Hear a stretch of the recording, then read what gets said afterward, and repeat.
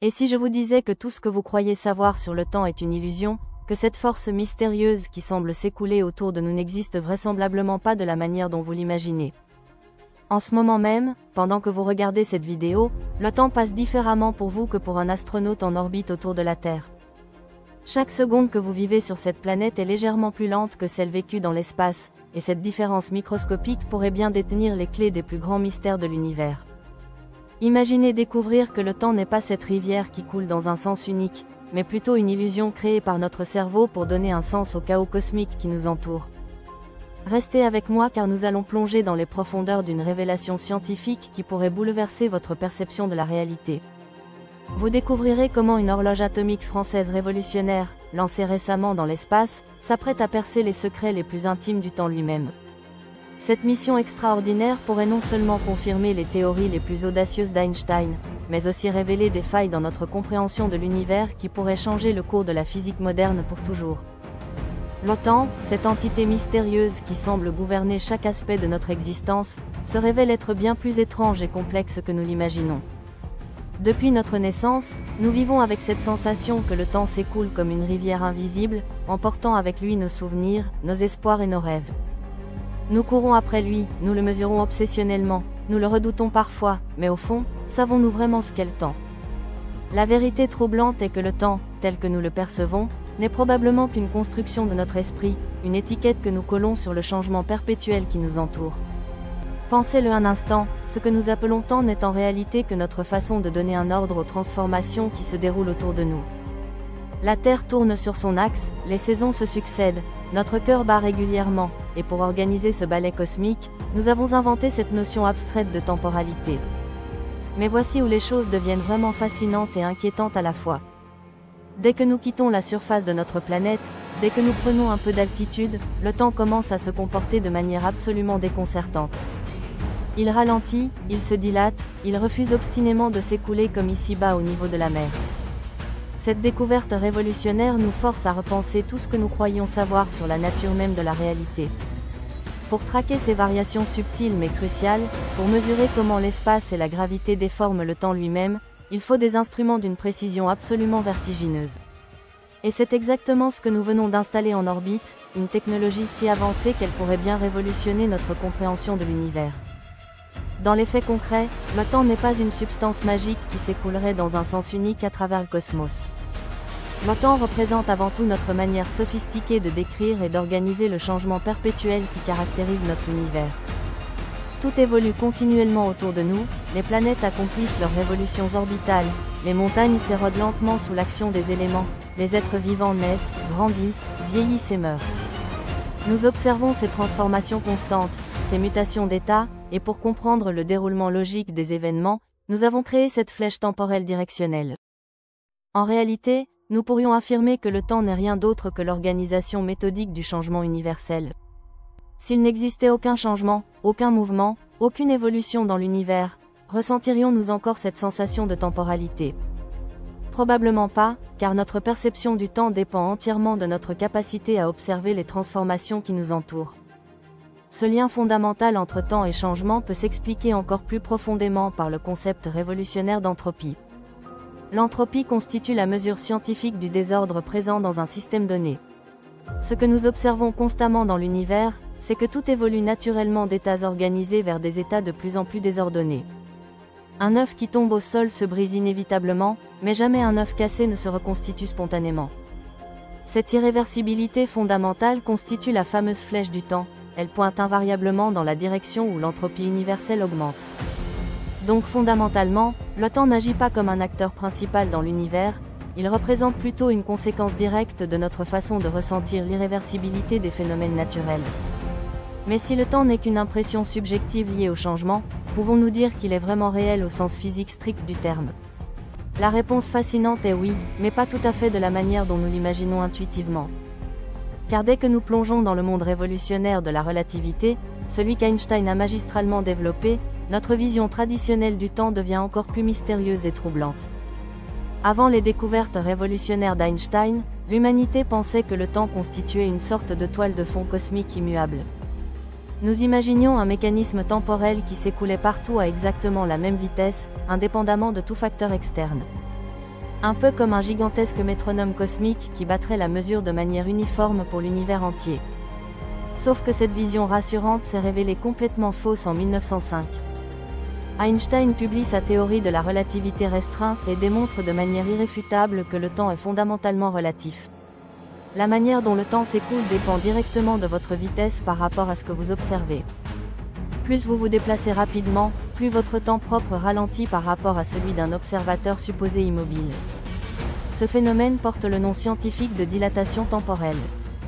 Si vous trouvez ces révélations sur la nature du temps aussi fascinantes que troublantes, et que vous voulez découvrir d'autres secrets cachés de l'univers qui défient notre logique quotidienne, abonnez-vous maintenant, et activez la cloche pour ne manquer aucune de nos explorations dans les mystères les plus profonds de la réalité cosmique. Un astronaute voyageant à une vitesse proche de celle de la lumière vieillirait considérablement moins vite qu'une personne restée sur Terre. Cette assertion ne relève pas d'une idée théorique abstraite cachée dans les livres de science-fiction les plus audacieux. Nous mesurons et observons ce phénomène quotidiennement avec les satellites du système GPS. Pour fonctionner correctement, ces satellites doivent impérativement tenir compte de la dilatation temporelle causée par leur vitesse élevée et leur position orbitale. Sans cette correction relativiste cruciale, votre GPS vous enverrait à plusieurs kilomètres de votre position réelle en seulement quelques minutes d'utilisation. Mais les surprises ne s'arrêtent pas là, car 10 années après sa première révolution, Einstein pousse encore plus loin ses découvertes avec sa relativité générale. Il démontre que non seulement la vitesse influence dramatiquement le temps, mais que la gravité produit exactement le même effet déstabilisant. La gravité ne constitue pas une force mystérieuse qui agit à distance comme nous le croyions avec les théories de Newton. Elle représente la manifestation directe de la courbure de l'espace-temps lui-même. Oui, l'espace-temps, car en relativité générale, l'espace et le temps ne forment pas deux entités séparées. Ils constituent une seule entité unifiée, une sorte de tissu cosmique à 4 dimensions. La matière, qu'il s'agisse d'une étoile, d'une planète ou même de votre propre corps, déforme continuellement ce tissu spatio-temporel. Imaginez que vous posiez une boule de pétanque sur un drap tendu, la déformation créée illustre parfaitement ce phénomène. Cette déformation de l'espace-temps constitue exactement ce que nous percevons et nommons gravité. Dans ce tissu cosmique courbé, le temps refuse obstinément de s'écouler à la même vitesse partout. Plus vous vous trouvez près d'un objet particulièrement massif, plus l'espace-temps subit une déformation importante, et plus votre temps ralentit par rapport à celui d'une autre personne éloignée de cet objet. Ce phénomène porte le nom scientifique de dilatation gravitationnelle du temps. Cette découverte ne relève pas uniquement de spéculations théoriques abstraites, nous l'avons mesurée expérimentalement avec des horloges atomiques placées à différentes altitudes sur Terre.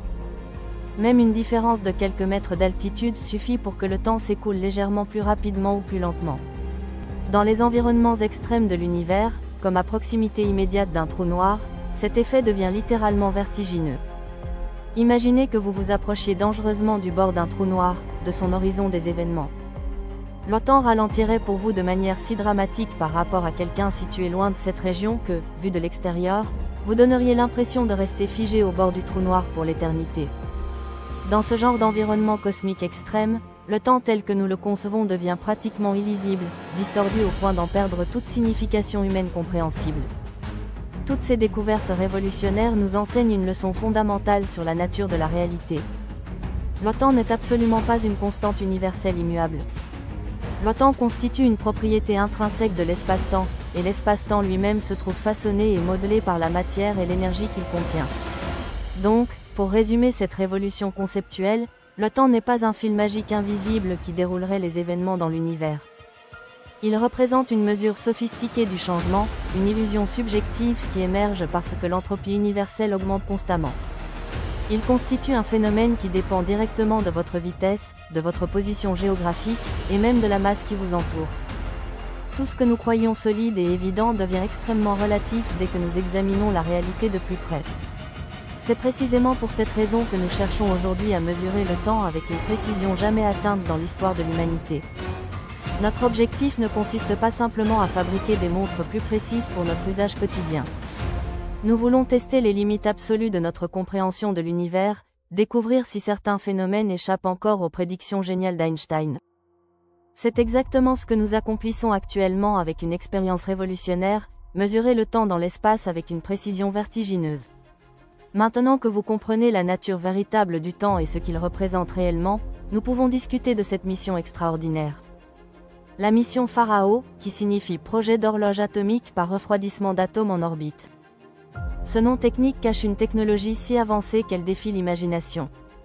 Comme vous le savez maintenant, le temps refuse de s'écouler de manière uniforme partout dans l'univers. Il varie selon la vitesse, selon la gravité, selon notre position précise dans le cosmos. Cette variabilité temporelle intrigue énormément les scientifiques du monde entier. Pour mieux comprendre comment ce temps s'écoule différemment selon les circonstances, ils ont décidé d'envoyer quelque chose d'extraordinaire dans l'espace. Une horloge, mais pas n'importe laquelle, une horloge atomique révolutionnaire. Une horloge atomique constitue tout simplement l'outil le plus précis jamais conçu pour mesurer le temps. Ces instruments existent depuis les années 1950. En 1967, nous nous sommes même servis de ces horloges pour redéfinir complètement ce qu'était une seconde. Une seconde aujourd'hui correspond à quelque chose que nous pouvons mesurer avec une précision atomique. Pour être parfaitement précis, une seconde correspond à la durée de 9 192 631 770 oscillations d'une vibration particulière de l'atome de césium. Plus de 9 milliards d'ondulations quantiques pour une seule seconde sur nos horloges conventionnelles. Ce sont d'ailleurs ces horloges atomiques qui définissent le temps atomique international, un étalon temporel fondé sur la définition même de la seconde établie grâce aux horloges atomiques. Ces horloges se révèlent absolument indispensables dans notre monde moderne. Elles régissent une multitude d'instruments critiques et même les systèmes de navigation par satellite. Leur fonctionnement repose sur un principe fascinant basé sur le comportement des atomes. Ces systèmes utilisent deux composants essentiels, d'abord un signal électromagnétique comme un laser, ensuite une collection soigneusement contrôlée d'atomes.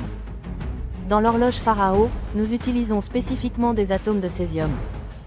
Le principe de fonctionnement demeure relativement simple, le laser refroidit les atomes, ce qui permet de réduire drastiquement leur vitesse de déplacement. Pour l'horloge Pharaoh, le laser refroidit les atomes à des températures proches du zéro absolu, soit moins 273 degrés Celsius. À cette température extrêmement basse, les atomes bougent très lentement, passant de vitesse de plusieurs kilomètres par seconde à quelques centimètres par seconde, voire quelques centaines de micromètres par seconde. Mais pourquoi ralentir autant ces particules atomiques? Plus les atomes se déplacent lentement, plus nous pouvons mesurer leur comportement avec une précision vertigineuse. Cette précision constitue la clé de toute l'opération. Nous mesurons l'écart d'énergie entre deux niveaux énergétiques dans l'atome. Un atome se compose de niveaux d'énergie parfaitement séparés, et c'est cet écart énergétique qui sert à calibrer les horloges atomiques. Comme tous les atomes de césium possèdent exactement les mêmes niveaux d'énergie, cela les rend universels. Cela signifie que peu importe l'endroit où cette horloge se trouve, qu'elle soit en Amérique, en Europe ou en Chine, elle donnera toujours exactement le même temps. C'est précisément pour cette raison que la mission Pharaoh vient d'être lancée vers l'espace. Là-haut, un peu plus loin de l'influence directe de la gravité terrestre, cette horloge pourra fonctionner dans des conditions absolument idéales. Avec un refroidissement laser ultra puissant et une précision jamais atteinte dans l'histoire de l'humanité. Le plus impressionnant dans cette réalisation technologique, c'est qu'elle représente une prouesse française. Depuis des millénaires, l'humanité se pose des questions fondamentales sur le temps et son écoulement mystérieux. Les premières civilisations ne possédaient pas vraiment une notion du temps comme nous l'entendons aujourd'hui. Pour elles, le temps était essentiellement cyclique, intimement lié aux saisons, aux phases de la Lune, au lever et au coucher des étoiles. En Égypte comme en Chine, les astronomes observaient déjà le ciel nocturne pour construire les premiers calendriers sophistiqués. Ils repéraient les équinoxes, suivaient attentivement les cycles des astres pour établir des repères temporels fiables. Peu à peu, l'humanité a cherché à aller plus loin, à ne plus seulement découper le temps en jours ou en mois, mais à le diviser en unités de plus en plus petites pour gagner en précision. C'est ainsi que naissent les premières horloges solaires, puis les clepsydres, ces instruments ingénieux qui utilisent l'écoulement régulier de l'eau pour mesurer le passage du temps. Pharaoh constitue la première horloge à atomes de césium refroidi à évoluer en orbite autour de la Terre. Elle possède un avantage majeur dans l'environnement spatial, en apesanteur, les atomes refroidis bougent encore moins qu'au sol. Résultat, nous pouvons les mesurer avec une précision encore plus vertigineuse que dans nos laboratoires terrestres. Cette horloge révolutionnaire est si précise qu'elle ne devrait se décaler d'une seule seconde que tous les 300 millions d'années. Oui, 300 millions d'années, c'est une véritable prouesse technologique qui représente plus de 30 années de travail acharné pour les scientifiques. Maintenant qu'elle évolue en orbite, son objectif devient parfaitement clair, comparer son temps avec celui des horloges restées au sol. Pour accomplir cette mission, elle communique avec la Terre grâce à un lien micro-ondes sophistiqué. Ce lien permettra à 8 laboratoires répartis en Europe, au Japon, au Royaume-Uni et aux États-Unis de comparer leurs données avec leurs propres horloges atomiques. Pharao restera installé sur la Station spatiale internationale pendant environ 30 mois.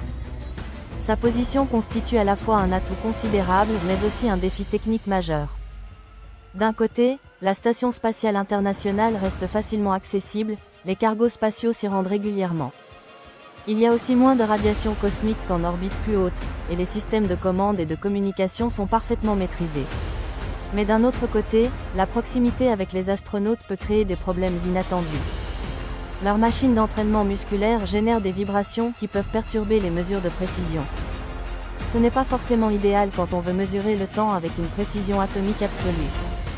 Le but ultime de Pharao consiste à vérifier si le temps mesuré en orbite correspond vraiment aux prédictions d'Einstein et de sa relativité générale. Autrement dit, nous voulons confirmer si le temps s'écoule bien en fonction de notre position dans l'espace cosmique. Même si cette horloge Pharao demeure extrêmement prometteuse et que certains scientifiques pensent qu'elle pourrait surpasser toutes les horloges atomiques actuelles, elle reste une technologie encore jeune, jamais testée en orbite jusqu'aujourd'hui. Pharao constitue une horloge extraordinairement complexe qui aura besoin de quelques ajustements avant d'atteindre son plein potentiel révolutionnaire. Le grand objectif derrière cette mission consiste à tester les lois fondamentales de la physique. Nous voulons établir le lien entre la relativité générale d'Einstein, qui décrit l'univers à grande échelle, et la physique quantique, qui régit l'infini petit. Deux mondes que nous n'arrivons toujours pas à réconcilier théoriquement. Au-delà de la science pure, les horloges atomiques sont devenues essentielles pour notre quotidien moderne. GPS, télécommunications, Internet, infrastructures critiques, tout cela repose sur la précision absolue des horloges atomiques. Pharao pourrait même aller encore plus loin, elle pourrait nous permettre de détecter les effets gravitationnels les plus intimes sur l'écoulement du temps. Ce serait un véritable bond en avant pour la physique fondamentale. Car si les mesures qu'elle fournit ne correspondent pas aux prédictions d'Einstein, alors il faudra probablement revoir certaines équations fondamentales. Pharao pourrait bien changer notre manière de comprendre le temps, la gravité et l'univers tout entier. Mais nous n'en saurons plus que dans quelques mois, quand les premières données commenceront à arriver. Cette attente constitue elle-même une leçon sur la nature du temps, car chaque seconde qui passe sur Terre correspond à un temps légèrement différent pour Pharao en orbite. Et c'est exactement cette différence minuscule qui pourrait révéler les secrets les plus profonds de notre univers, ou bouleverser complètement notre compréhension de la réalité elle-même.